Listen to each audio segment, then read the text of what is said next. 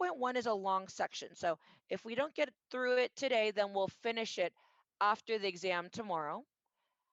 Oh, and then one more note in the syllabus, we are going to skip section 5.3.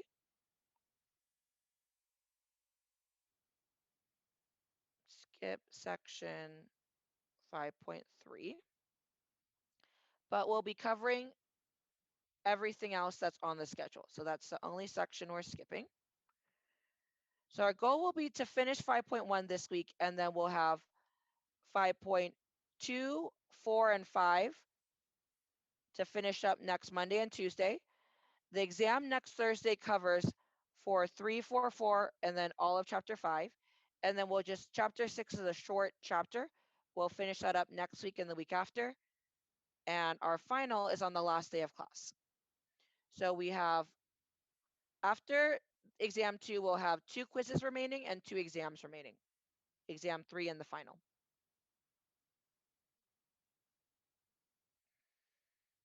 Okay, one more item to cover before we transition to chapter 5. Stephanie, can you hear us? Yes. Great. So Stephanie brought this to my attention, and it's going to be helpful for all students. Okay, so Stephanie noticed that in the homework, for some problems using the inverse cotangent, the answers didn't fall between negative pi over 2 and pi over 2. Great observation. And so in the problems that we worked through in the notes, when we were working with the inverse reciprocal functions, that's what I meant to say. Let's find that. Where are you? Oh, right here. For the inverse reciprocal functions, the general rule is we can change inverse cotangent to inverse tangent by reciprocating the input. We can change inverse secant to inverse cosine by reciprocating the input. So that's what we saw in our lecture. And then once you change it from inverse cotan to inverse tan, or inverse secant to inverse cosine, then we know the restrictions for inverse sine, inverse cosine, inverse tangent. And then we can solve for the inverse trig function. However, there is an exception here, and I want us to put this at the end of our 4.1 notes. Okay.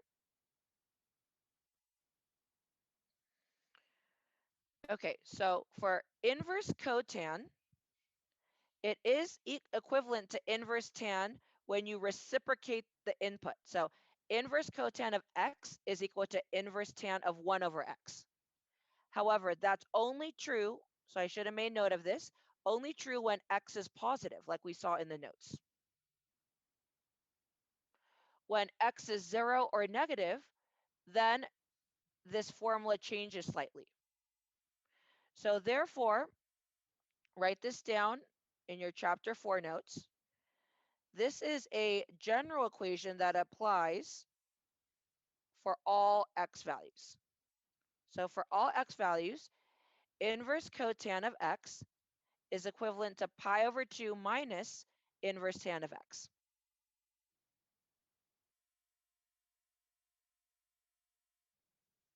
Okay, so that rule that we learned that we can change inverse cotan to inverse tan by reciprocating the input only applies when x is positive.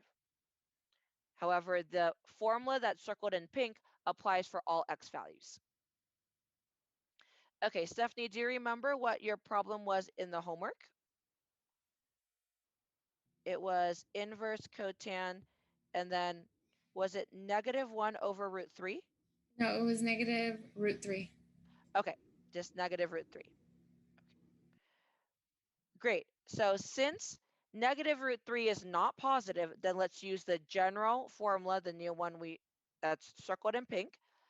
So inverse cotan is equivalent to pi over 2 minus inverse tan. Okay, the x value stays. And then now we know for inverse tan, our solution has to be between negative pi over 2 and pi over 2. Tangent is negative in quadrant 4. So we're thinking at what radian measure here is, so tangent of question mark is equal to negative root 3. Okay, tangent is y over x. So it should be at the reference angle that's going to be short leg, long leg. So let's think, short leg, long leg, that's going to be here. Okay, so right here we're going to have short leg, long leg. In quadrant 4, it's positive, negative. Therefore, tangent of, this is 5 pi over 3, but in the restriction, it would be negative pi over 3. Tangent of negative pi over 3, that's going to simplify. Let's see, y over x simplifies to negative root 3. So in the restriction right here, inverse tan of negative root 3, that's going to be negative pi over 3. Okay, so that question mark should be negative pi over 3.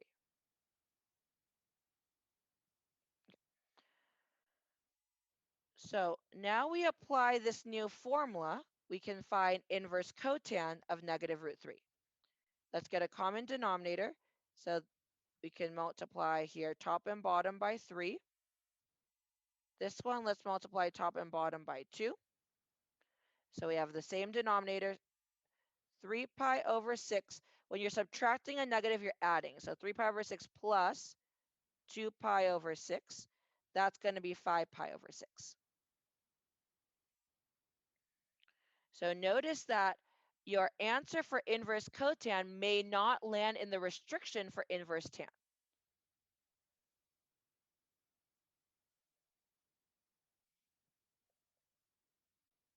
Okay, and then when you're working, so when working with inverse sine and inverse cosine, you're really thinking about when on the unit circle, given the x or y coordinate, we can find the associated angle in degrees or radians. But for inverse tan, we know that tan is sine over cosine, so we need to be thinking of the ratio of y to x. So here, at negative pi over 3, the ratio of y to x is negative root 3. So inverse tan of negative root 3 is going to be negative pi over 3. Okay, students, do we have any questions with this section 4.1 follow-up?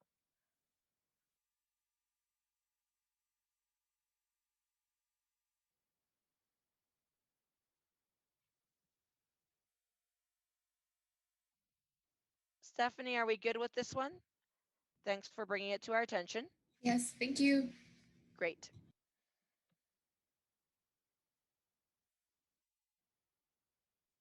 Okay, any other questions, students, before we start chapter 5?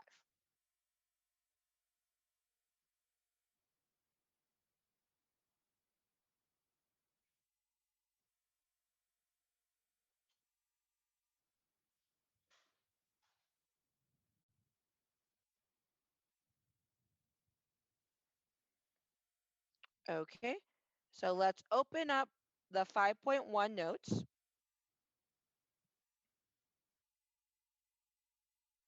Recording in progress. This recording will cover section 5.1. Okay, so let's go ahead and start 5.1. We're on to a new topic. So chapter 1 was intro to the trig functions, learned about our unit circle. Chapter 2, we learned the graphs for our 6 trigonometric functions. Chapter 3, we learned 10 groups of identities to be used for simplifying trig expressions, finding exact value of trig expressions that are not on the unit circle, and then also we used it to prove identities. In chapter 4, we learned about solving trigonometric equations. And now moving into chapter 5, we're going to be working with oblique triangles. So oblique triangles are ones that do not have a right angle.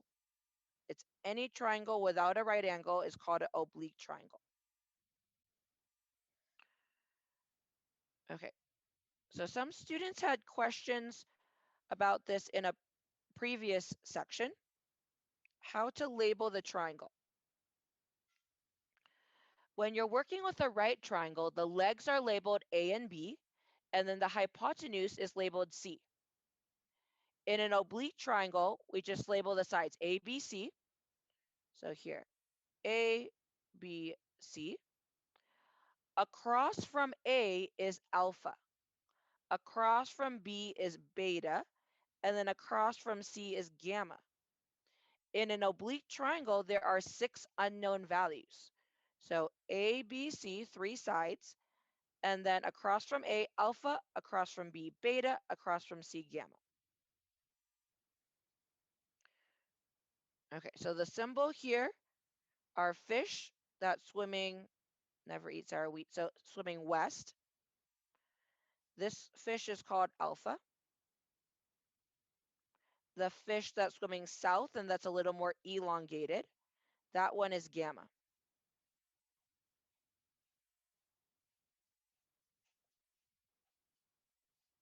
Okay, so I move it down there so it's in order. So alpha is across from A, gamma is across from C. And then beta, it looks like a capital B with a tail. That angle measure is across from B. So this one is beta. So the lengths, the sides are labeled A, B, C, and then the angles are labeled alpha, beta, gamma. Okay. When the instructions say solve the triangle, okay, so for solve the triangle, we're going to find all missing sides and angles. So there's 6 unknowns, A, B, C, alpha, beta, gamma. In the problem, they're going to give us 3 of those unknown values, and then we're going to use our trig skills to solve the other 3. So solving a triangle means we want to find all missing sides and angles.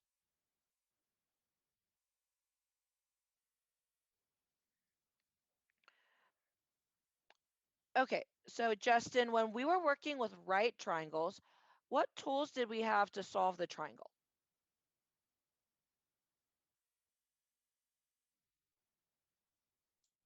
We had the trigonometric functions, the sine, cosine, tangent.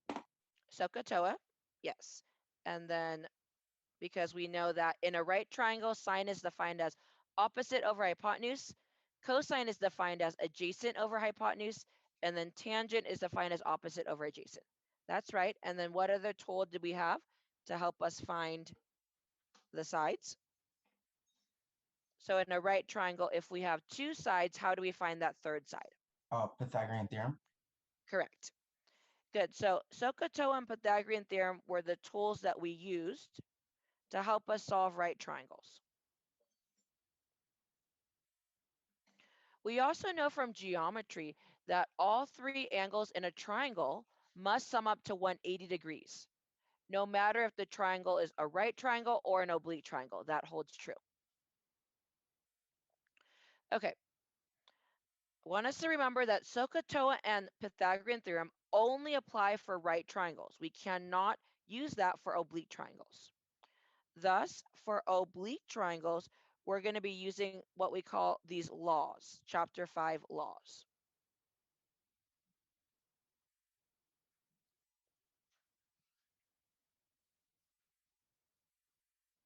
Okay, so to begin with, in section 5.1, we're learning the first law, which is the law of sines. Okay. In our oblique triangle, you see here, there are 6 unknown values. You're given 3 of them, and you want to find the other 3. Okay, the 3 that you're given have names. So if you're given angle, side, angle, a circle, angle, angle, side, or side, side, angle, you're going to be using the law of sines. If you're given side, angle, side, or side, side, side, you're going to be using the law of cosines. So let's label what that looks like on our triangles. Okay, so A is for angle, S is for side. in general, if you're given more angles than sides, you'll use law of sines. If you're given more sides than angles, you're going to use law of cosines. But there is one special case, which we'll cover today, and this is the ambiguous case. Okay, so our special case is the ambiguous one.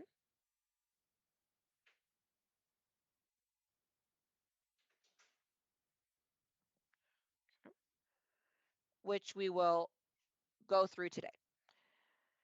Okay, so we said, in general, if we have more angles than sides, use law of sines. So angle, side, angle, or angle, angle, side. Angle, side, angle means the side is in between the two angles given. So you're given two angles, and you're given the side that's included. So the side that's touching both angles. So if we're given, let's say here, alpha and beta, and then we're also given this included side C, that would be ASA. If we're given two angles and the side is not touching both angles, so angle, angle, and then the side is only touching one angle, not both, that would be AAS, angle, angle, side. With either of these cases, ASA or AAS, you're using law of sines. And we'll cover that in section 5.1. Okay, and in general, if you're given more sides than angles, then we're going to go to law of cosines. So that would be side, angle, side, or side, side, side. Side, angle, side, you're given two sides and an angle, but the angle is sandwiched in between. So the angle is sandwiched in between the two sides. This picture illustrates side, angle, side. And then side, side, side means you're just given all three sides.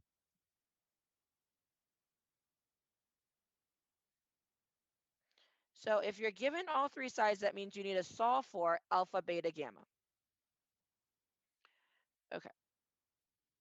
So what we've filled in so far, we're seeing if we have two angles and a side, we use law of sines.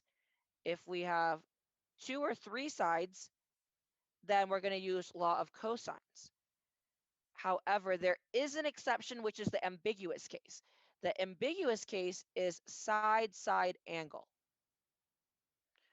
So when you're given two sides and the angle isn't included in between, this is ambiguous because this picture or the info given can form no triangle, one triangle, or two triangles. So with the ambiguous case, you will be using law of sines. So that's the one that doesn't fit the pattern. But besides the ambiguous case, in general, when you have more angles than sides, use law of sines. If you have more sides than angles, use law of cosines.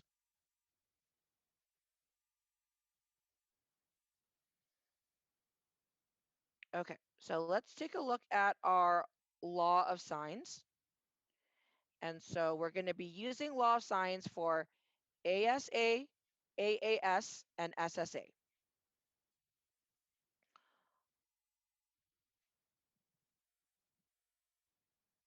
Okay, so we'll start here our law of sines. Box it. In any triangle, so now these laws apply for any triangle. Sine of an angle divided by its opposite side is equivalent to sine of any angle in the triangle divided by its opposite side. So we can set up a proportion here, and when we have a proportion with four variables, given 3 out of the 4 of them, we can use our algebra skill to solve for the fourth one. So if we have a proportion sine of alpha over A is equal to sine of beta over B, given 3 of those unknowns, we can solve for the fourth unknown. Okay, so the way that we want to remember law of sines is that sine of an angle divided by its opposite side is equivalent to sine of another angle in the triangle divided by its opposite side.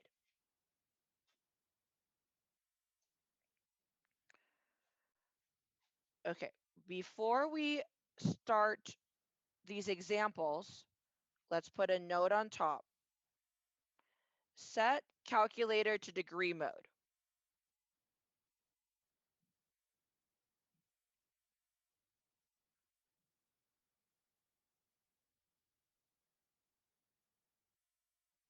In chapter 4, we would be going back and forth from degrees to radians.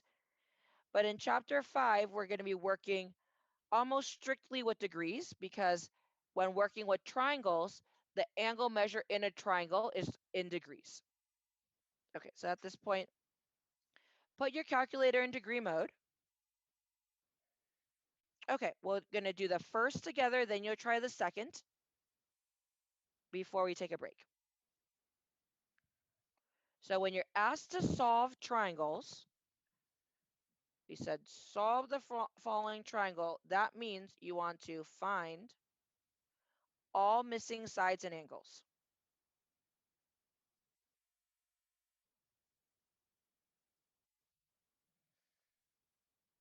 So some of the problems, they're not going to give you a picture. They're just going to give you three pieces of information, and you need to find the other 3 pieces of information. So for part A, they give you alpha, beta, and C. And now we need to find A, B, and gamma. We have 6 unknowns in an oblique triangle. Given the value of 3 of them, we can find the value of the other 3. Okay, so a few students have asked me, how do we set up the triangle? How do we know what is what? So let's see what we're given. We're given, we try to draw the triangle to scale as much as possible.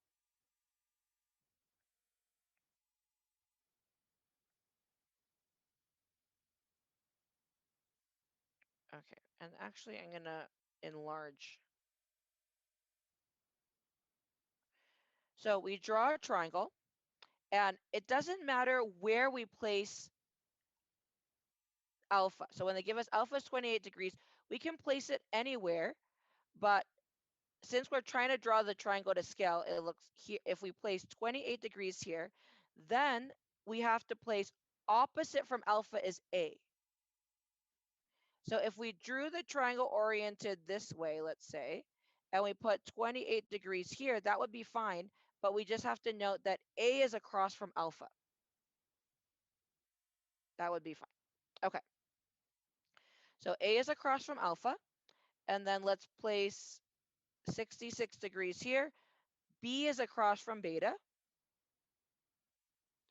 and C is across from gamma. So we'll put gamma here, C is across from gamma. So the triangle can be oriented in different directions, but we need to make sure that A is across from alpha, B is across from beta, C is across from gamma. Okay, I'm going to highlight our unknowns. And let's write down, we're looking for A, B, and gamma.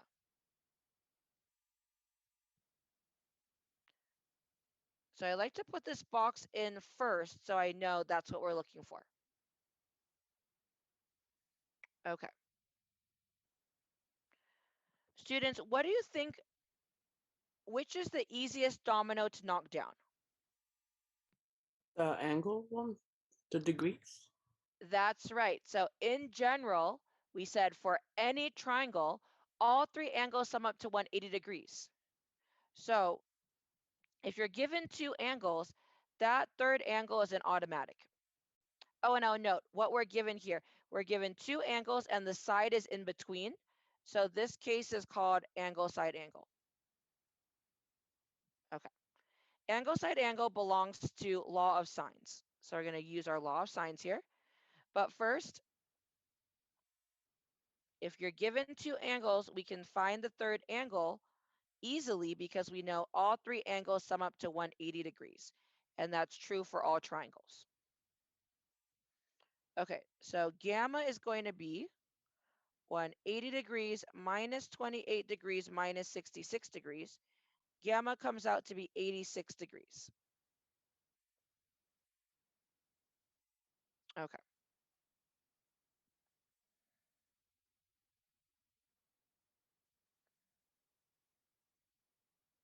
Next, we can find A or B, either one. So in general, when we're using the law of signs, we want to set up a proportion where we have the value of 3 unknowns and we're only solving for 1 unknown. Because if we need to solve for more than one variable, then we'll need more than one equation.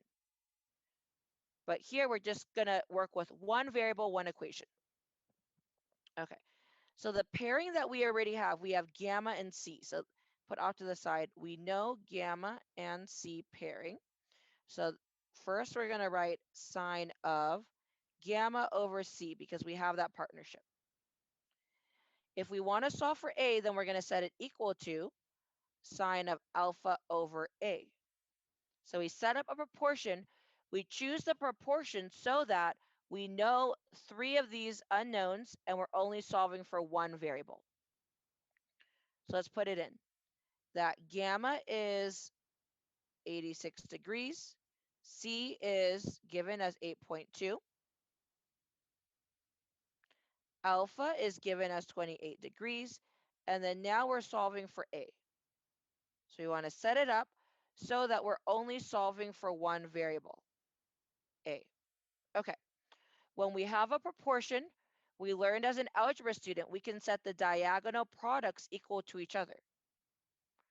So A times sine of 86 degrees is equivalent to 8.2 times sine of 28 degrees.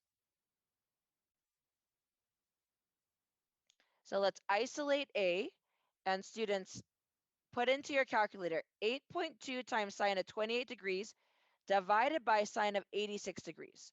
So get A by itself and then share in the public chat what you're getting for A.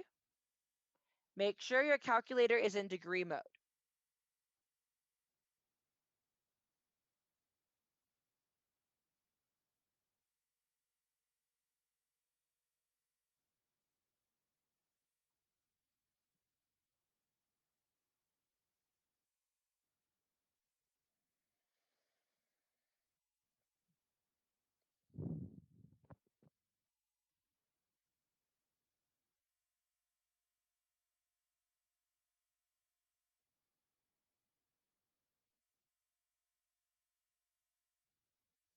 Okay, that's right. And A is a final answer. We're not using A to get B. So if it's a final answer that we won't be using to get something else, then we can round it. Let's round it to 2 places. So that's going to be 3.86. That is correct. If we needed to use it for the next step, then we don't want to round. But if it's a final answer, we can round that. Okay, so to find B, again, we're going to use the pairing that we have. So we know sine of gamma over C. We have both gamma and C. We set it equal to sine of beta over B. We set up our proportion so that we can fill in 3 of the 4 values and we're only solving for one missing value. Gamma we found was 86 degrees. C is 8.2. Beta is given as 66 degrees. And then there's only one unknown here, which is the B value. To find B, we set the diagonal products equal to each other. So B sine of 86 degrees is equal to 8.2 sine of 66 degrees. Okay, students, share your answer for B. So go ahead and isolate B. In your calculator, we're putting in 8.2 sine of 66 degrees divided by sine of 86 degrees. You'll probably be able to pick up if your calculator is not in degree mode because you're going to get an answer that completely doesn't make sense in context.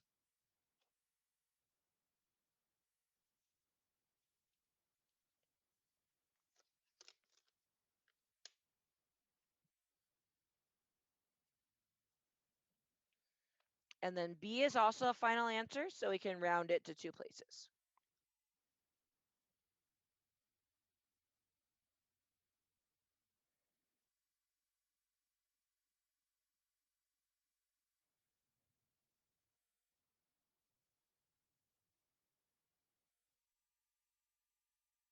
Okay, we're in agreement 7.51. That is correct.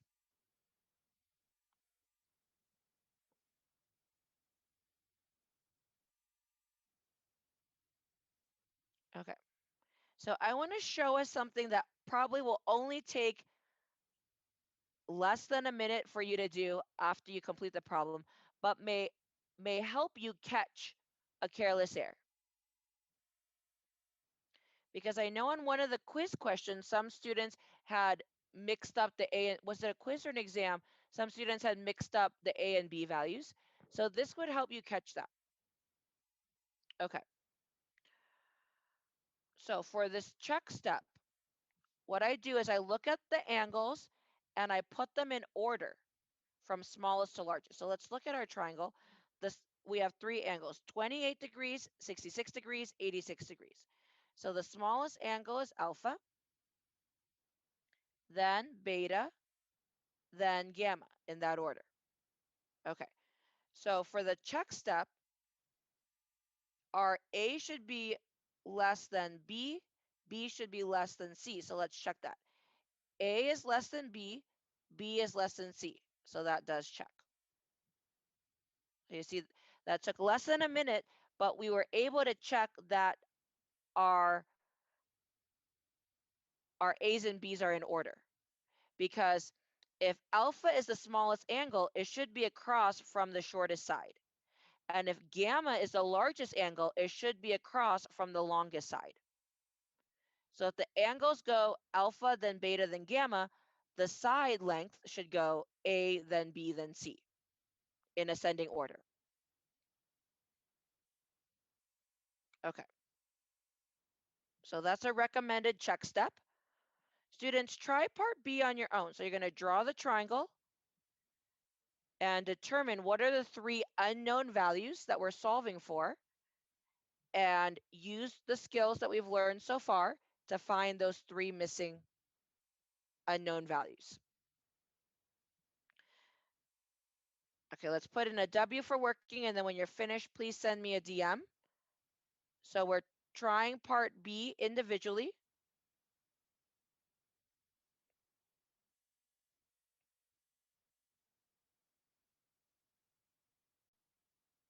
Great, I see Genesis, Stephanie, Justin, Miguel, Jimmy, and Hector are on task. Jacob as well, thank you.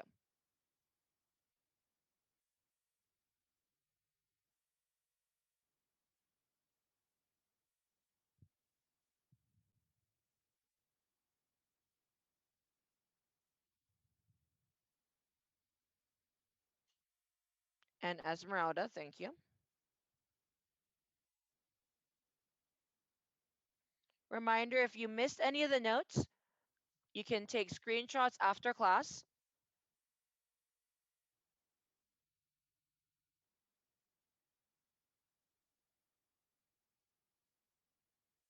Send me the DM once you are finished and you have three answers, because when we're solving these oblique triangles, they're going to give us 3 out of the 6 unknowns. We then have to find the other 3.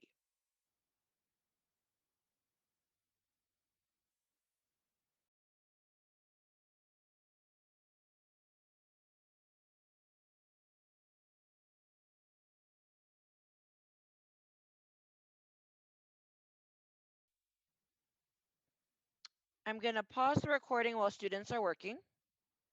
Recording stopped.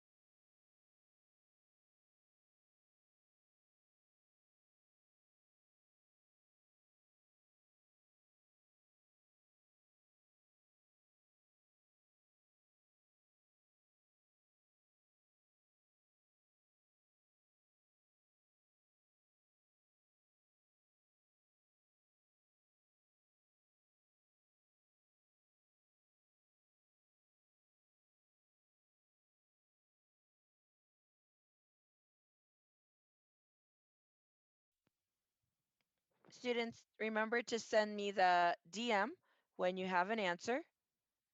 So setting up our triangle, we are given beta, alpha, and B. So we should be solving for A, C, and gamma. Once you have answer for A, C, and gamma, share that with me in the private chat.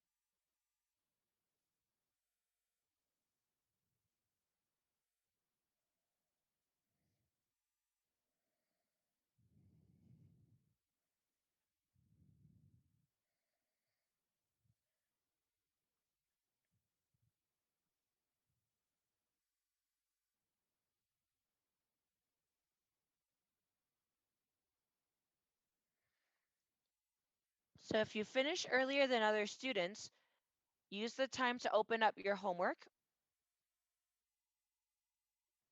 We're going to come back together in a couple minutes. So keep working.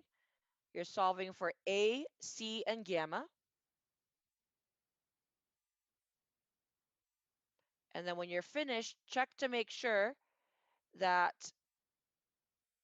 when you put your angles from smallest to largest, that also matches the sides that are from smallest, shortest to longest.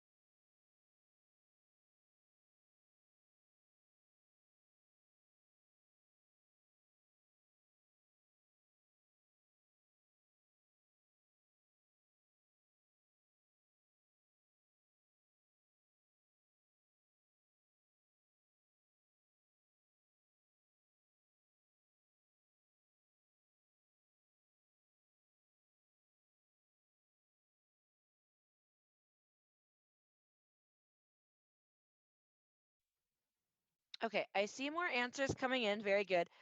So looking at the time, let's take a break now. When we come back from the break, we're going to go through the solution, and then we'll also talk about the ambiguous case. The ambiguous case side-side angle is probably the most challenging part of chapter 5. So we're going to take our time to break it down and go step by step with the ambiguous case. Okay, so let's go ahead and take our 15-minute break. I'm going to put up the exam 2 reminders in case we want to take a look at that. And then let's come back at 9:50 to continue our chapter 5 lesson. So the students are going to take a break, be back at 9:50. I'm away from the computer during the break, so if you have questions, we can follow up when we come back. Be back at 9:50.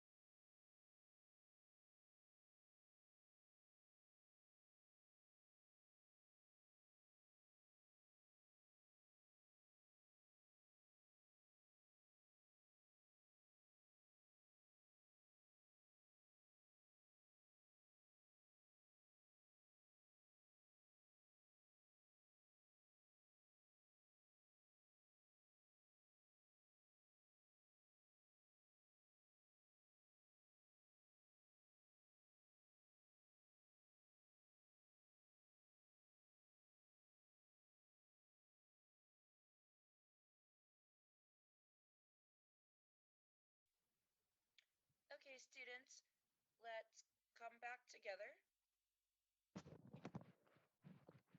So let's put a B for back if you can hear me and you're ready to continue.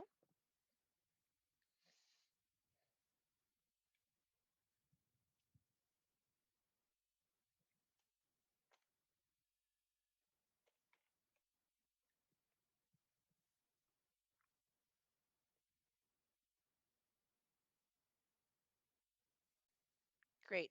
I see Hector, Jacob, Stephanie, Genesis, Justin, Miguel, Khalid, and Juan. Juan, let's check your audio connection. Can you unmute yourself? Juan, can you hear us?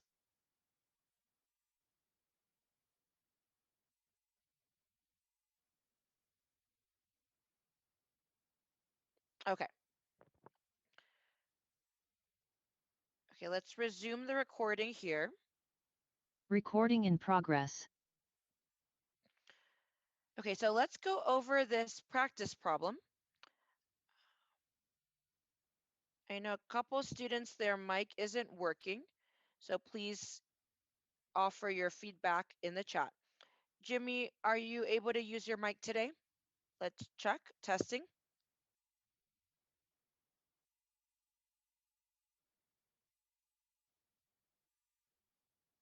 Okay, Jimmy, can you hear us? It's on keyboard. Okay, so let's go to Genesis.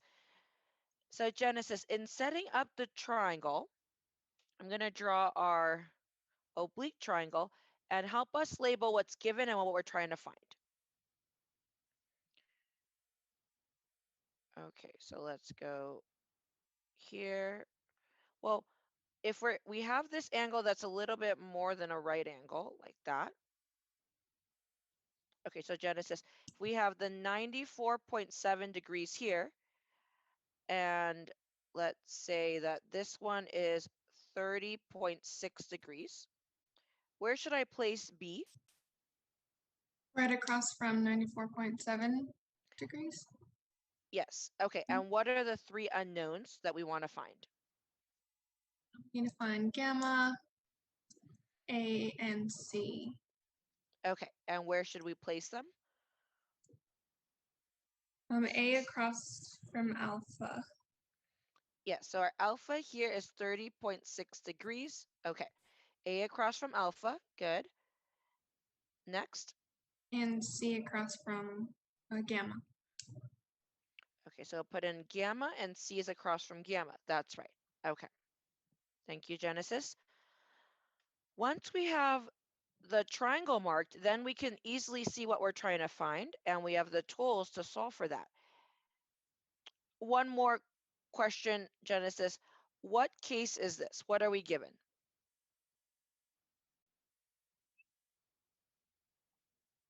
Side angle side, or side angle. So side angle is what we're trying to find, but the Right. case is what we're given. So we're given Oh. two angles and a side. Is the side considered included or not? One side is included.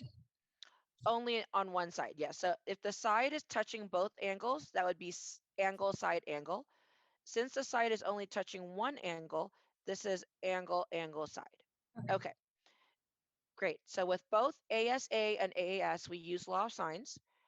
When you're given two angles, that third angle is an automatic because we know that all three angles sum up to 180 degrees. So that third angle gamma is 180 minus alpha minus beta. Jacob, what does our gamma come out to be? Please share.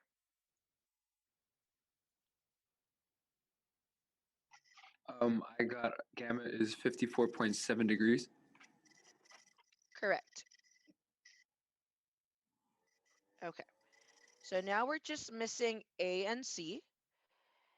And so this time we don't have this. Let's see what pairing we have. We have gamma, but we don't have C. So the pairing that we have is the angle with its opposite side that's given, that we have the info for. So the pairing that we have is beta and B. Beta and B pairing. So when we're setting up our law of sines, we should start with sine of beta over b. We know that ratio. And set it equal to, if we're solving for a, we can set it equal to sine of alpha over a.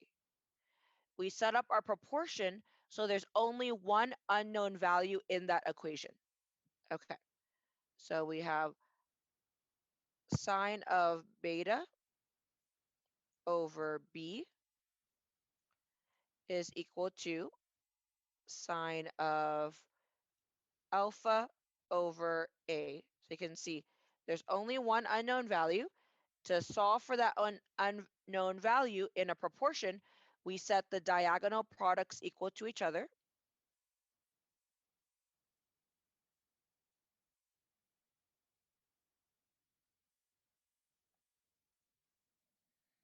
Set diagonal products equal to each other and then isolate a. Okay, Justin, share what you found for a. I got 1.991959711. Okay, good. So if we need to use a to find something else, then most definitely we want to keep it all the decimal places out. However, we don't need a to find c, so we can just round to two places, 1.99. Very good. So we leave it out if we need to use it as an intermediate step. Okay. Stephanie, would you please share your setup to solve for c? I set it up as sine of 94.7 degrees over 3.9, which is for beta, is equal to sine of 54.7 over c. That's right. So you did sine of beta over b is equal to sine of gamma over c. Good. And then we know beta, b, and gamma. And in general, when you're putting in these values, you want to try to select the ones where you know the exact value. For example, here we could have done sine of beta, or let's see, we could have done sine of alpha over a is equal to sine of gamma over c, but then we'd be using a rounded value. And in general, we want to try to use exact values or take out leave in all the decimal places when we have intermediate steps. The rounding only goes at the end. Okay, so with Stephanie's setup, we can set the diagonal products equal to each other and solve for our variable c. So c times sine of 94.7 degrees is equal to 3.9 times sine of 54.7 degrees. Okay, so Miguel, what did you get for c? Please share with the class. That's correct. Very good. Okay, so let's do the check together here. So Hector, look at the angles and tell us, from smallest to largest, list the angles. From smallest to largest, okay.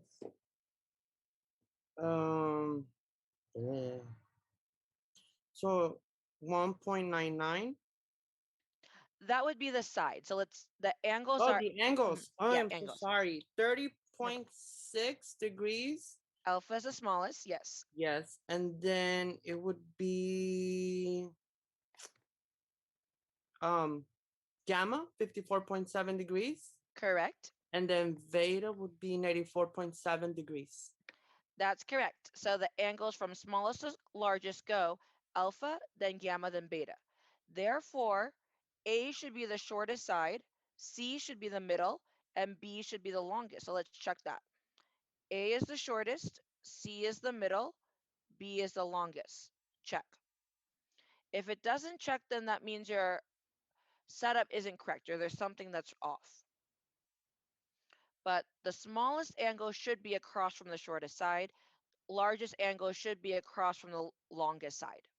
And then our middle angle should be across from the middle side. Okay, any questions, students, on this practice problem before we move on to our ambiguous case?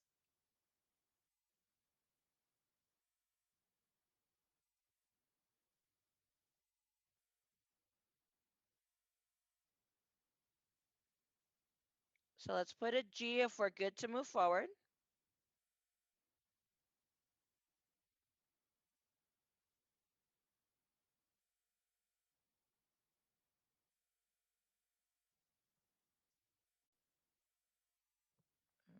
Okay.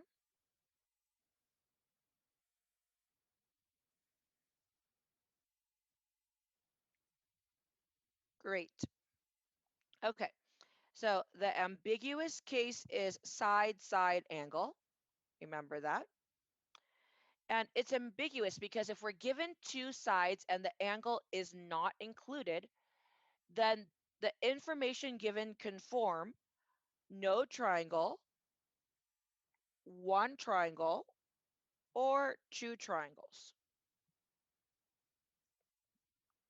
Okay. So read the notes in this page. I'm going to summarize it for us as we look at our SSA case. But note that the way that it's summarized here, it's only oriented such that you're given A, B, and alpha. But for SSA, you're not necessarily given A, B, and alpha. So instead of memorizing the exact angle and side, think of it more as case one. The angle that you're given, that could be alpha, beta, or gamma, is in the corner. And if the side across from that angle isn't long enough to form a triangle, we have no triangle. So if that side across from the given angle is shorter than this height h, it's going to be not long enough to form a triangle, no triangle. If it's equal to side h, we are going to have one triangle. If it's longer than side h, then we could have either one triangle or two triangles, which we will discuss in a moment.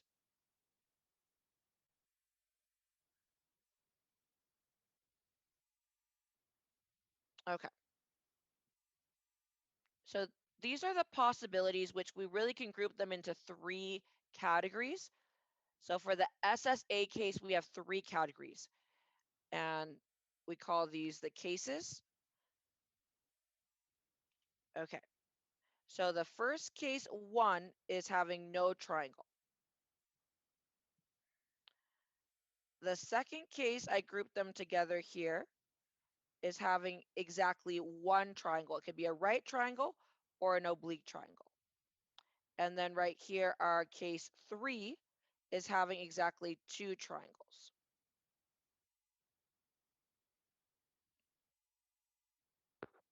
Okay, so before we see how it's related, A, H, and B are related. First, let's start by understanding for SSA, we can have no triangle, one triangle, or two triangles.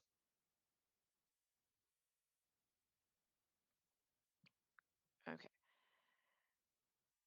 The notes on page 3 shows you how to determine which case you're in given A, B, and alpha. The notes I'm going to give us as we work through these examples is going to generalize, extend it to any SSA case.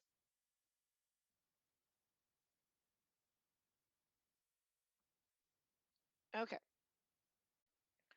So reminder, we should be in degree mode. I'll put on top here. If we have our special ambiguous case, SSA, this is the special case, we have three options here. No triangle, one triangle, or two triangles.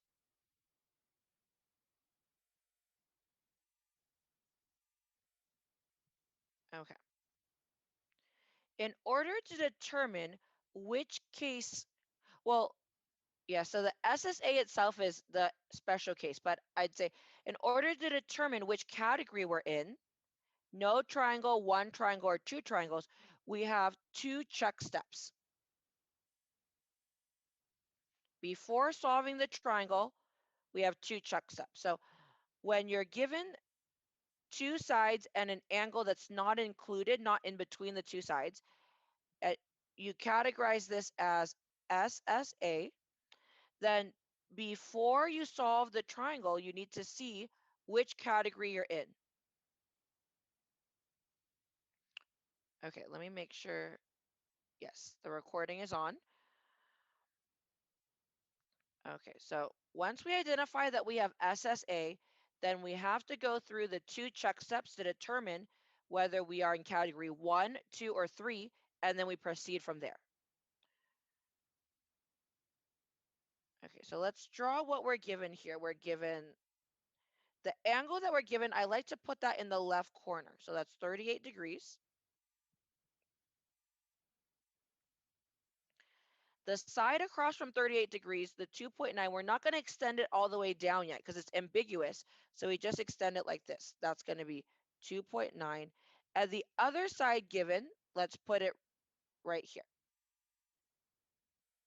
Okay, so we're given 2 sides and an angle. And so we have 2 check steps before we can determine if we're in category 1, 2, or 3.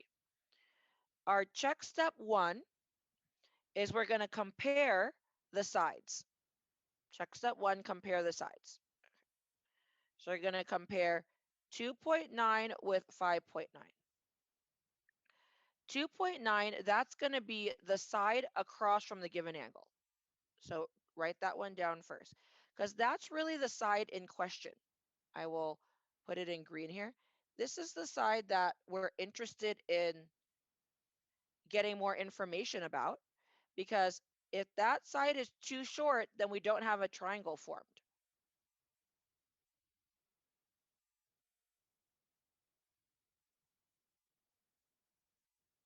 Okay, and then, so this is our green side. We're going to compare it with the other side. The other side we'll put here in purple. Okay, so the purple side, we just call this the other side. Other side given, so we compare them. Okay. Okay, so if the side across from the given angle is less than the other side, then proceed on to check step 2.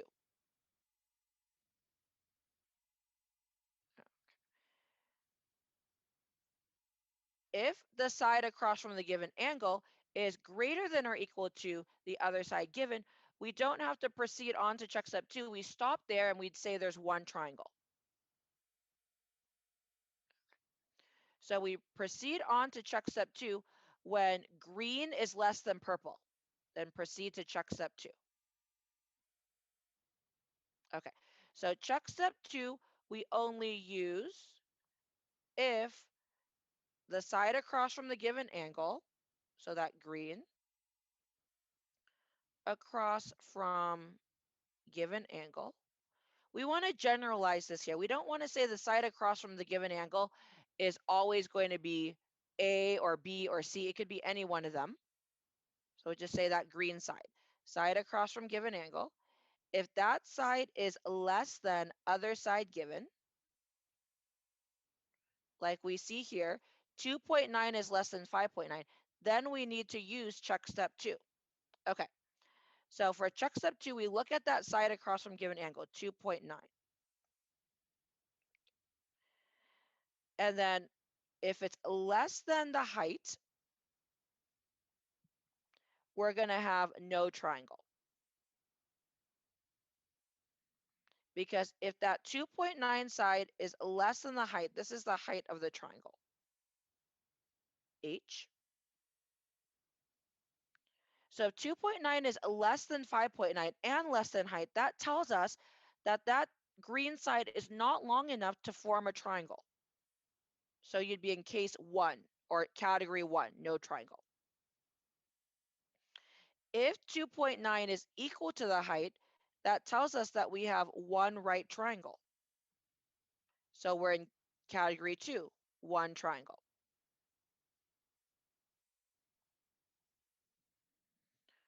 Okay.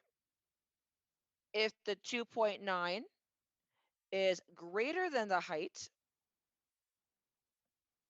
so that means it's greater than the height but less than the other side given, that means we're in category 3. We have 2 triangles.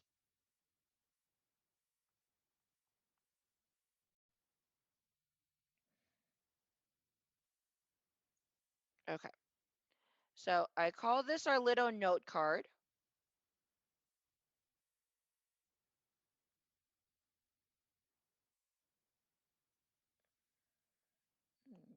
Okay. We only use the check step 2 if side across from given angle is less than other side given. So if that holds true, then we use check step 2. If your side across from given angle, that side length is 2.9. So if it's less than the height, we have no triangle. Equal to the height, one triangle. Greater than the height, two triangles. So we can determine whether we're in category 1, 2, or 3 by using the check steps. Okay, so check step 1, if green is less than purple, move on to check step 2. For check step 2, if green is less than height, we're in category 1. Green is equal to height, category 2. Green is greater than height, category 3. Now, if we didn't have to move on to check step 2, that means we were just able to stop after check step 1, and we have one triangle.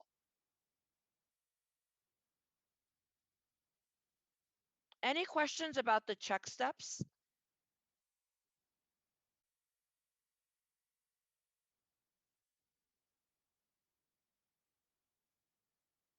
So using the colors to help us, check step 1, we compare the side across from given angle with the other side given. If the side across from given angle is less than the other side given, we move on to check step 2. If not, then we stop and say one triangle. And then for check step 2, we'd be able to determine if we have no triangle, one triangle, or two triangles. So after we complete the 2 check steps, so either stop after check step 1 or go on to check step 2, we would be able to determine the number of triangles, 0, 1, or 2. Okay, so let's do that for the 3 examples we have addressing the special ambiguous case. Okay, so we did check step 1. 2.9 is less than 5.9. So let's move on to check step 2. We need to find the height. And Jacob, how do we solve for h here? We have this right triangle that's formed. How do we solve for h?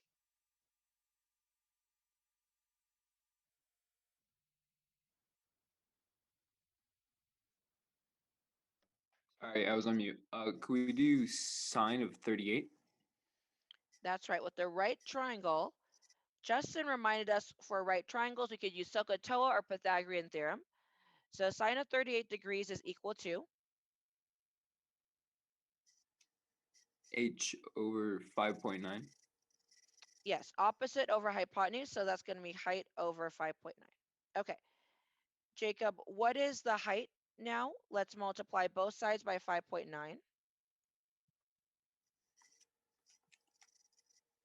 Make sure we're in degree mode. So I got 3.63. Correct. Okay.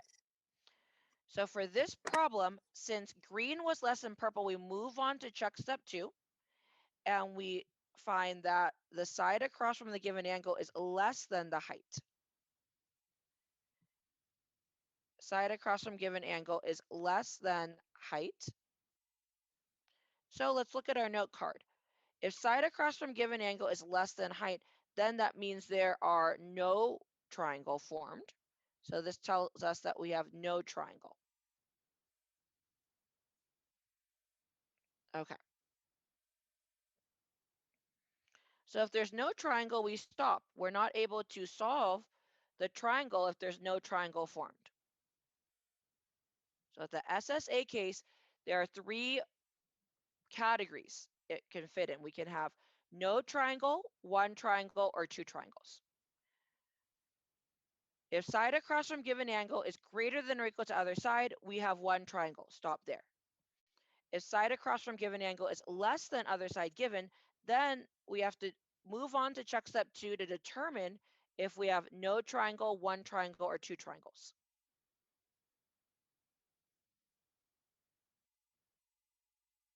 Okay, so let's move on to the next example here. We're also given side-side angle. Okay, so the angle we're given this time is 125 degrees. And we're not going to extend this length down yet. We'll just leave it like that. So we have 125 degrees. The side across from gamma, that's C, which is 8.6. And the other side given is 5.7. So for this one, we start with the check step, which is green, side across from given angle. Let's compare that to purple, other side given. So let's compare green and purple. Side across from given angle is greater than or equal to other side given. That means that we can stop right there and conclude there is one triangle. So the first check step, we are comparing the two sides given. If the side across from the given angle is greater than or equal to the other side given, we can stop and say there is exactly one triangle. If the green is less than the purple, then we have to move on to check step 2. But here, green is greater than or equal to purple, we stop and say one triangle.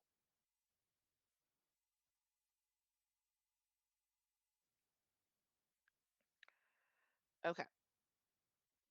So now with one triangle, we know that it forms exactly one triangle. Let's extend it down.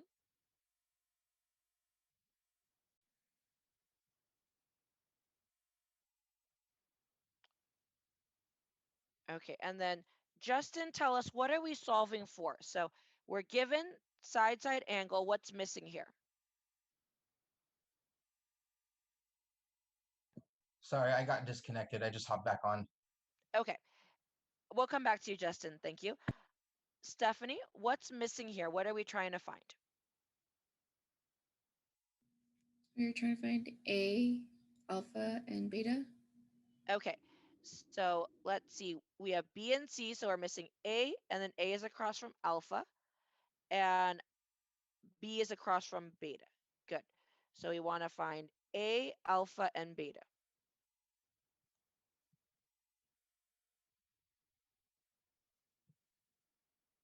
Okay.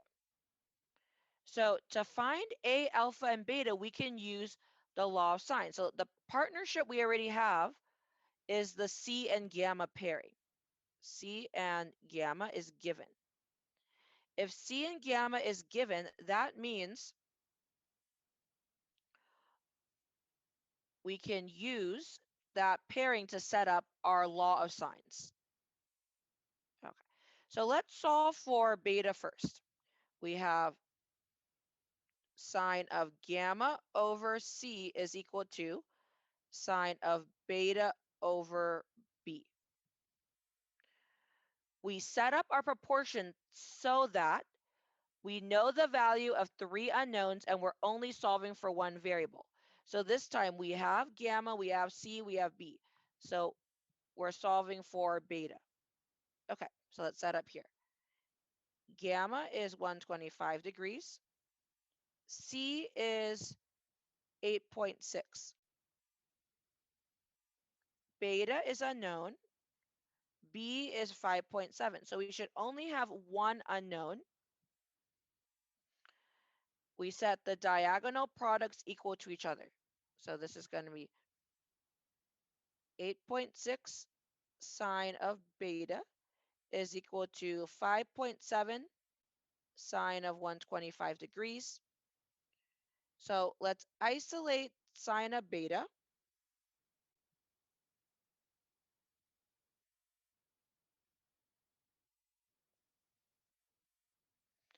And now we have the type of problem that we could see on tomorrow's exam.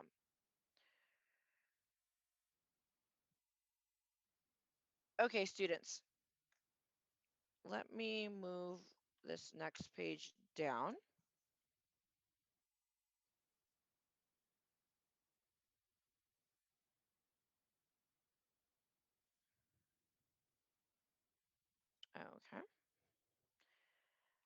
Okay, so take a moment to solve for beta using the skills that we've learned so far. So we set up law of sines, and then now we want to solve for beta. We have one triangle, we're solving for beta, and then once you have beta, share. Remember though that we're gonna need to use beta later on, so don't round beta, leave it out.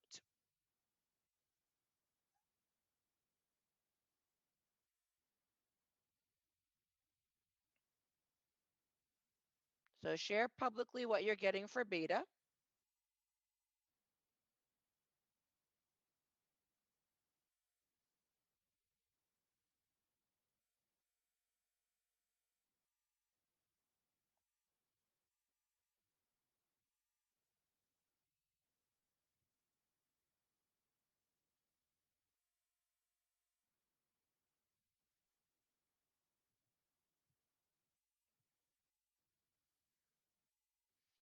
Okay, Stephanie and Justin got different answers.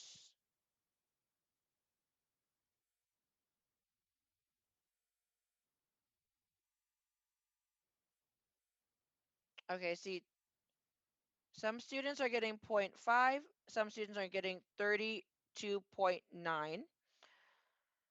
We're solving for beta, not sine of beta.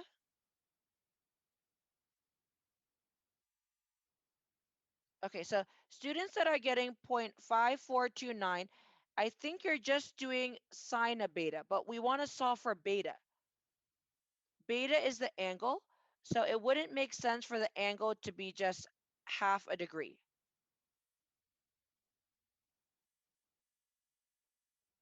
Okay, let's check that.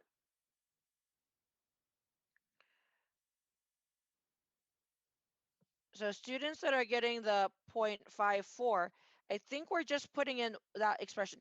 Beta, though, remember we learned in chapter 4, to solve for the input of a trig function, you need to do inverse trig function. Inverse trig function of this expression. Make sure that you're in degree mode. To solve for the angle that's in the input, to get it out, we need to use the inverse trig function. Unless the angle is on the unit circle. If it's on the unit circle, you can find the exact value. If it's not on the unit circle, you use the inverse trig function, use your calculator in degree mode. And then remember that for inverse sine, you're going to get an answer between negative pi over 2 and pi over 2. That would be negative 90 degrees and 90 degrees. Okay, so let's go ahead and do that again, students. So you're putting inverse sine of 5.7 times sine of 125 degrees divided by 8.6. So check your calculator again to get beta. Beta is an angle measure. Okay, great. It's the 32.88307. Okay, so it's going to be 32.88307. So I would say take it out to at least 5 places. Okay. So now we have beta. We're going to need to use beta to help us find A. Well, yes, to find A. So with two angles, let's first get alpha, the other angle. We know that all three angles sum up to 180 degrees. So if we have two angles, that third angle is just going to be 180 degrees minus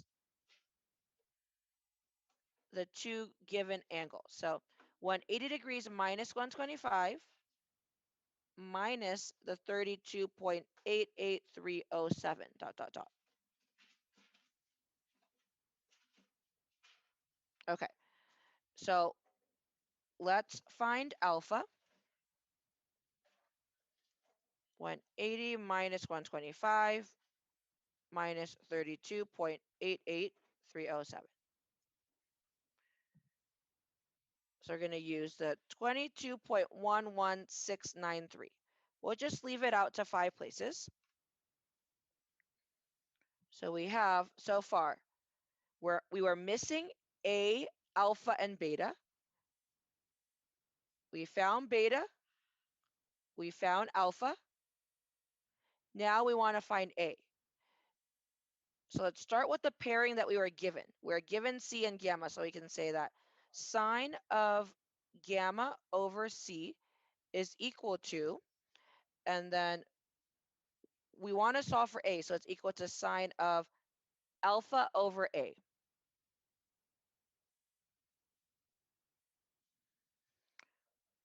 Oh, sorry, I need to take care of something real quick, students, and we will resume in a moment.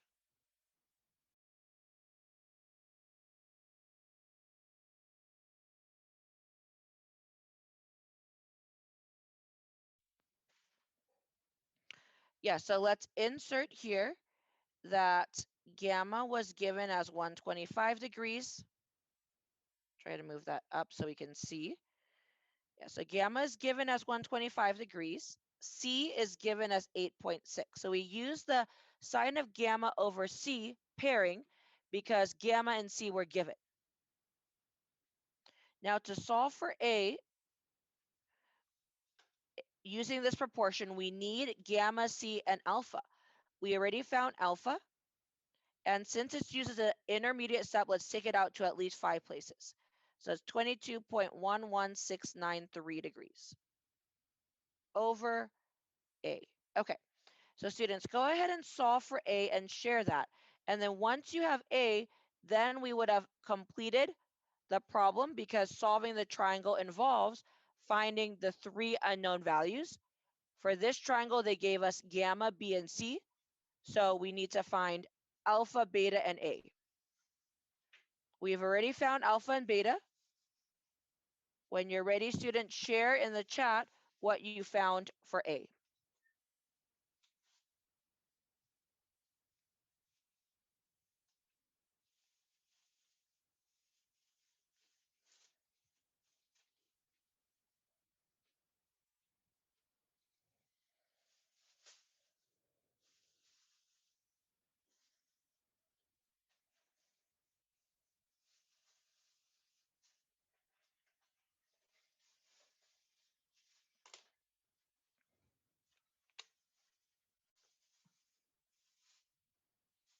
Okay, once you have A, I'm going to go back to the screen, but I'm setting us up for the next one.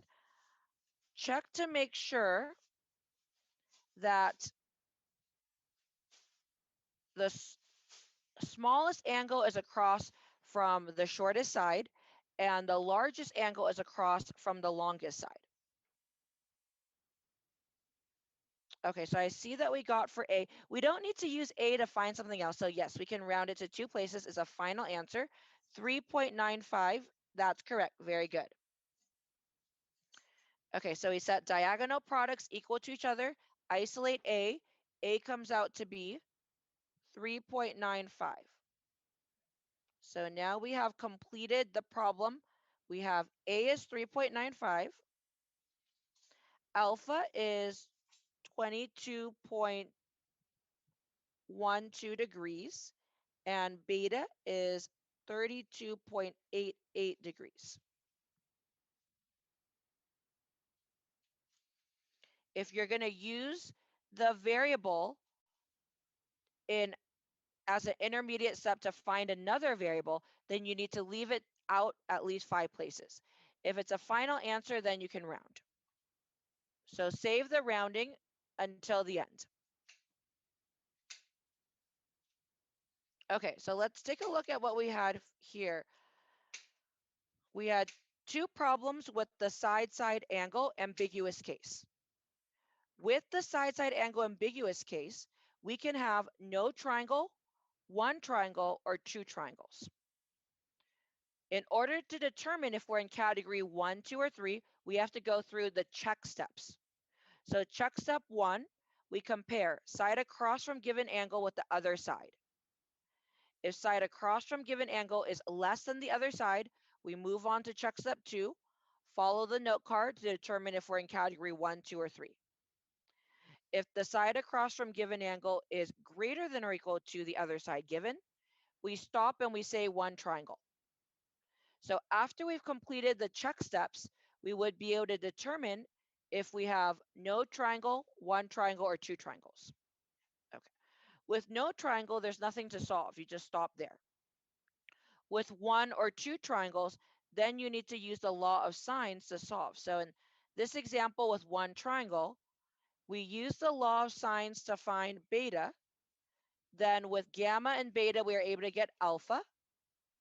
And then with alpha, we're able to solve for A. So we're knocking down the dominoes. You're given 3 dominoes, and those 3 dominoes will allow you to knock down the other 3. Because in an oblique triangle, there are 6 unknowns altogether. Given 3, we could knock down the other 3. And solving a triangle does require you to find all missing sides and angles. Okay, students, any questions with the 2 examples of SSA so far?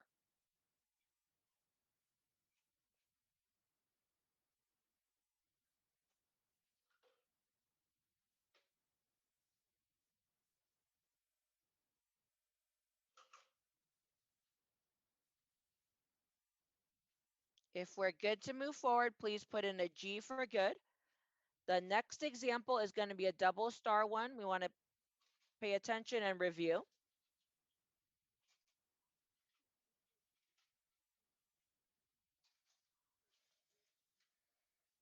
Okay, see Genesis, Stephanie, Justin, Miguel, Jimmy, Juan, Hector are all good to move forward. Very good. And Khalid. Okay. So for this next problem, we'll put a double star to go back and review. This example here really covers a lot of the chapter 5 material in one problem. So it'd be good for you to find problems similar to practice with. Okay. So when you're given the values of 3 variables, you're going to set up your triangle, and your goal is to find the values of the other 3 variables, because altogether we have 6 unknowns in an oblique triangle, 3 angles and 3 sides. Okay, so we'll draw in here. We have the given angle is 38 degrees. Let's try to draw it to scale. 38 degrees. Side across from the given angle, we don't know if it goes all the way down, so let's just leave it like that. This green side across from given angle is 4.7. B is always across from beta. And then the other side given is 5.9. So we can see we're given side angle, SSA, that is our ambiguous case. If we were given angle, angle, side, angle, we move forward to use law of sines. Side, angle, side, side, angle. Sorry, side, angle, side, side, move on to use law of cosines. But with side, angle, with our ambiguous case, we need to stop and do the 2 check steps first. Okay. The first check step, we're comparing the side across from the given angle with the other side given. Okay. Here, side across from given angle is less than other side given, means that we have to move on to check step 2. Check step 2, we're comparing side across from given angle with the height. Okay, so I'll label the 4.7, this was called side across given angle, across from given angle. And then in purple here, this is other side given.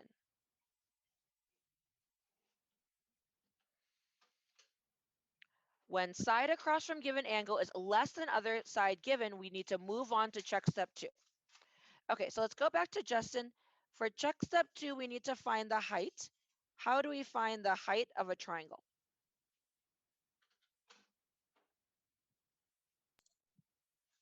We'll do a sine of 38 degrees. So then that'll be h over 5.9 equals That's h over. right. Yes, we use right triangle trig, SOHCAHTOA. So we know that in a right triangle, sine of an angle is equal to the ratio of opposite to hypotenuse. And this is the same as previous one. We find that h is equal to 3.63. 3.63. Okay, so right now we compare side across from given angle with the height. And we see that, so for check step 2, if side across from given angle is less than the height, we would have case 1, no triangle. Because that would mean that the side across from given angle is not long enough to form a triangle. If side across from given angle equals the height, that means we have one right triangle. If side across from given angle is greater than the height, then we're going to have two triangles formed. So the number of triangles in an ambiguous case, SSA, can be determined with the check steps. After we go through the two check steps, we'll be able to determine whether we have no triangle, one triangle, or two triangles. So here, 4.7 is less than 5.9, so you move on to check step 2. 4.7 is greater than 3.63, so we can determine that we have two triangles.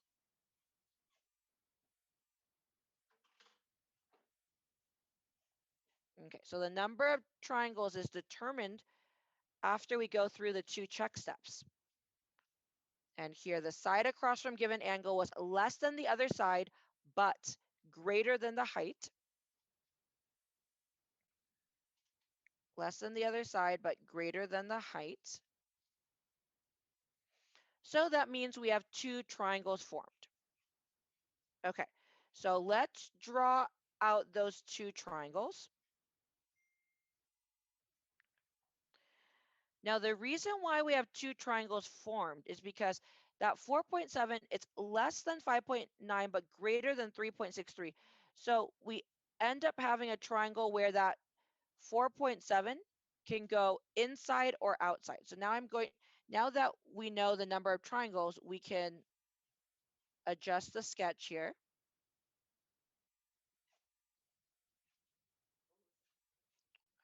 Okay.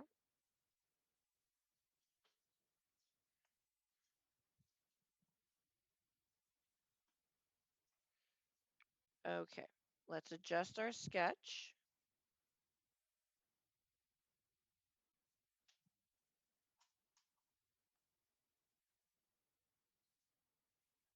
.9, and then this is here 38 degrees. Okay. So the two triangles formed 1 and 2.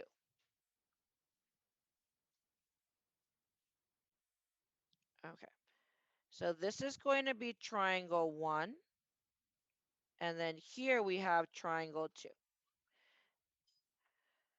So if that green length is less than the purple, we have three possibilities. It could be too short to form a triangle. It could be the exact length of the height, which means you have one triangle. Or it could be greater than the height, which means we form two triangles. And that green length was given as 4.7. So you can mark the green length is given as 4.7. Triangle 1 is going to be here, where that green length is inside. So looks like this. That's triangle 1.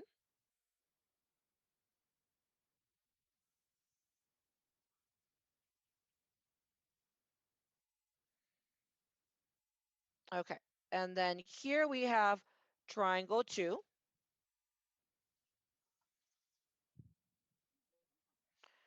Is going to be 1, 2, and let's see here.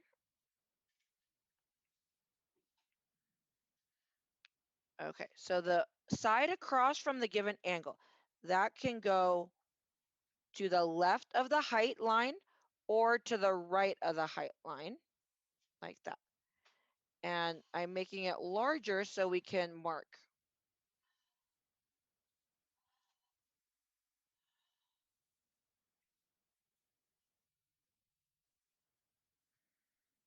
Okay. Now in both drawings, it should be, this part should be the same length. This one is the same length. Okay, there we go.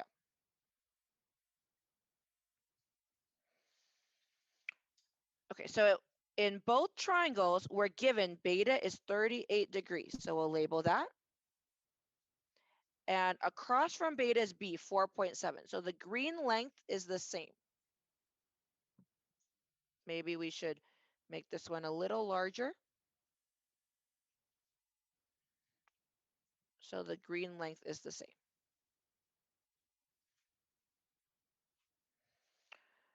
Okay, and then the other side, which is C, that's 5.9. So I'll put in 5.9 here. Okay, in triangle 1, we're solving for, this is across from C is gamma. So gamma 1, alpha 1, and A1. Solving for gamma 1, alpha 1, A1. In triangle 2, we're solving for gamma 2, alpha 2, and A2.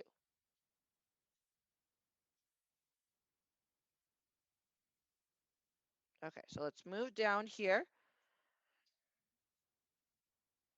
When we complete the 2 check steps, it allows us to determine how many triangles we have. No triangle, 1 triangle, or 2 triangles. With the 2 triangles, now we can solve each triangle individually. So for triangle 1, we need to find alpha 1, gamma 1, and A1. The time that we spend for setup, drawing the triangle, and determining the unknowns, that's going to help us proceed to the solution.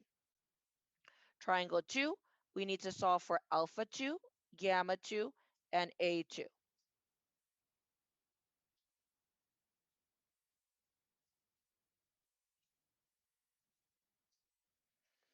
Okay, so students, with the setup, with this last problem, I want us to try to see if we can use our solving skills to find alpha 1, gamma 1, and A1, alpha 2, gamma 2, A2. So finish on your own.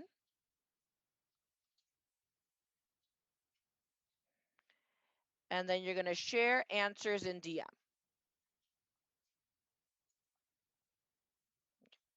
So actually, after you've solved one triangle, triangle 1, share your answers, and then move on to solving the other triangle. For the ambiguous case, if you have no triangle, then there's no work in solving the triangle. If you have one triangle, then you solve that one triangle. 2 triangles, it's really treated as 2 problems because now you have 2 triangles to solve. You'll only have to check category 1, 2, and 3 if you have the ambiguous case. If you don't have the ambiguous case, so for angle, angle, side, angle, side, angle, side, angle, side, side, side, side, the other cases, we know that we have one triangle. But ambiguous case, side, side, angle, we could have no triangle, one triangle, or 2 triangles. So after we do the check step, then we proceed to solve. Okay, so students, finish on your own, and then when you have solved one triangle, you're going to share your answers in the DMs, move on to solving the other triangle. Okay, if we understand those instructions and we're good to work individually on this, just type in a W for working. Give us some time to try this, and then we'll bring it together.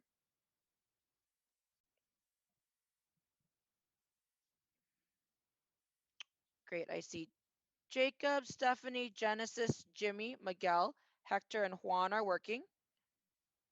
Khalid and Justin as well.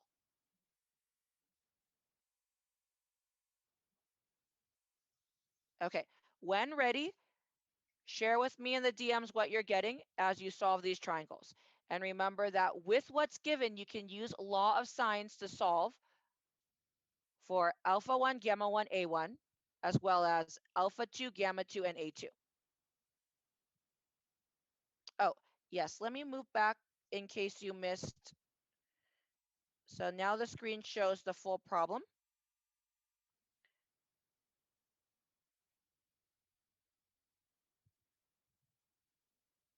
Esmeralda, was this the part you were missing or was it something else?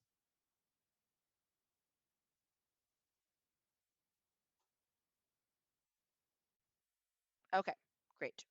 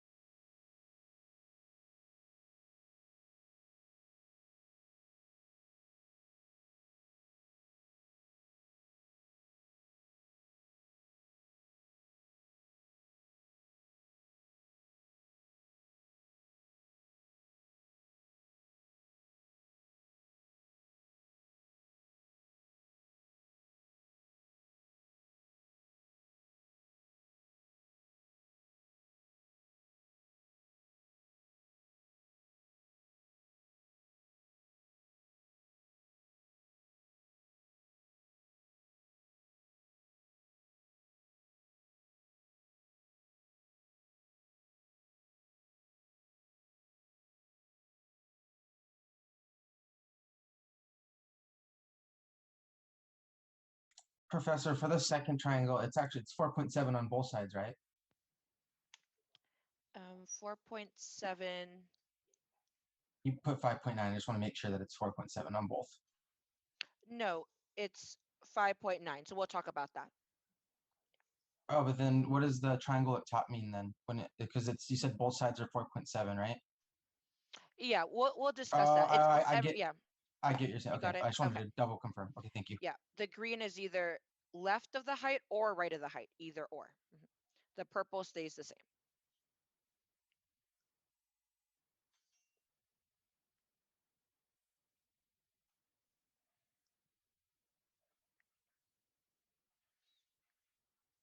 Okay, I don't see any correct answers yet. I want to give us a couple more minutes to explore this on our own, and then we'll bring it together. Remember what we're covering today, what we covered yesterday, so this week, is not on exam 2, but will be on exam 3. Okay, so let's give it a continue to try. After you've solved, you have to go back and look at your triangle and see if it makes sense. For example, in triangle 1, gamma 1, the way it's drawn should be an obtuse angle. If you're not getting an obtuse angle, then that means something is not correct. Gamma 1 should be obtuse.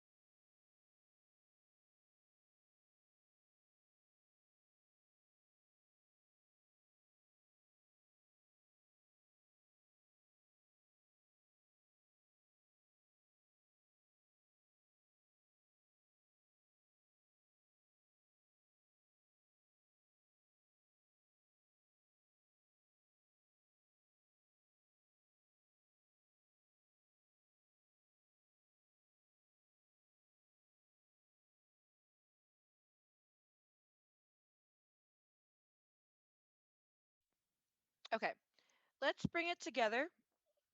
So since this is not part of exam tomorrow, we're going to go through in much more detail after exam 2 when we continue the lesson. But the students that shared in the chat do have the correct answers for triangle 2. So when you do inverse sine of the 5.9 sine of 38 degrees over 4.7, the inverse sine is going to give you the answer in quad 1. And the angle in quadrant 1, that's actually gamma 2. So students, let's take a look together here. We said after the 2 check steps that we have 2 triangles. And we could label here.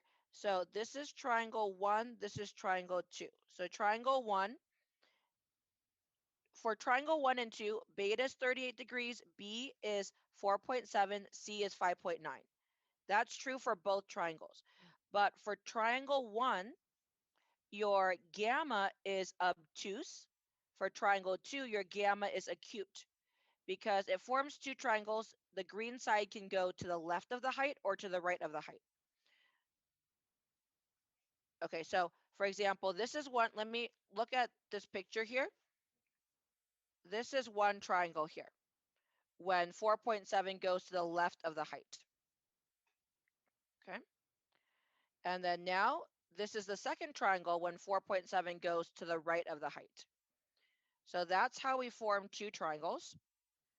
And we can see in our setup that gamma 1 should be obtuse and gamma 2 should be acute. Okay. Okay. So therefore, when you're solving, students, listen up, this is very important.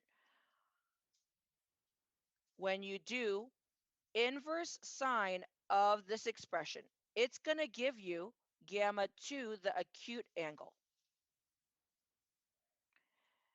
In order to get the obtuse angle, so when you're solving a trig equation, so if you have sine of gamma is equal to blank, if gamma is not on the unit circle, you do inverse sine of blank to get gamma. But remember, the inverse sine will only give you the answer between negative 90 degrees and 90 degrees.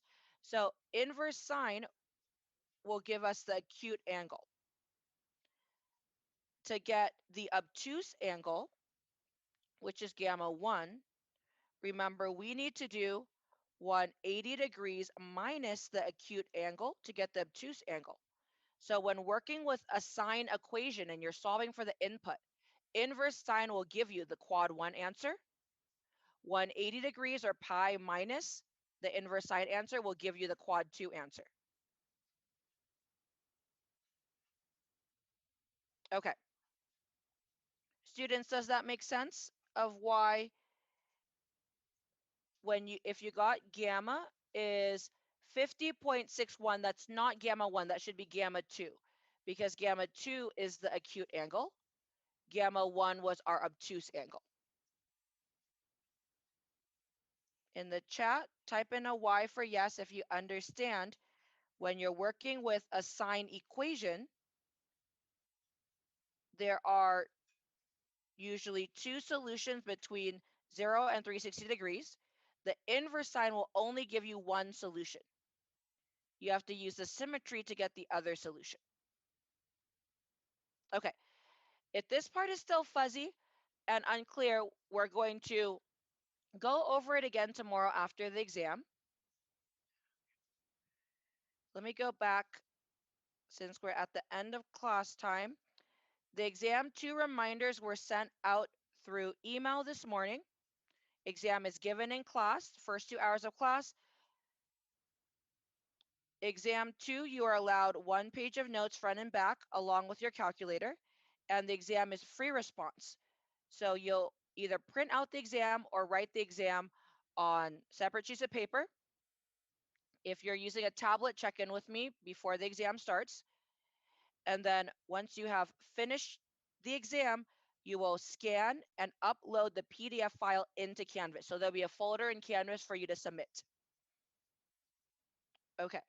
You'll still need to be logged into Zoom with your camera on, and the exam is 2 hours.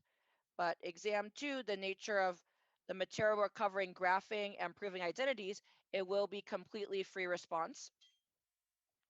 I encourage students to utilize the problems we've done in the lessons, Zoom lessons, homework and quizzes. Go through those in detail as you're prepping for exam 2. Okay. Class is now dismissed. Study hard. I will see you tomorrow. If you have questions, stay behind. Thank you for participating and have a good day.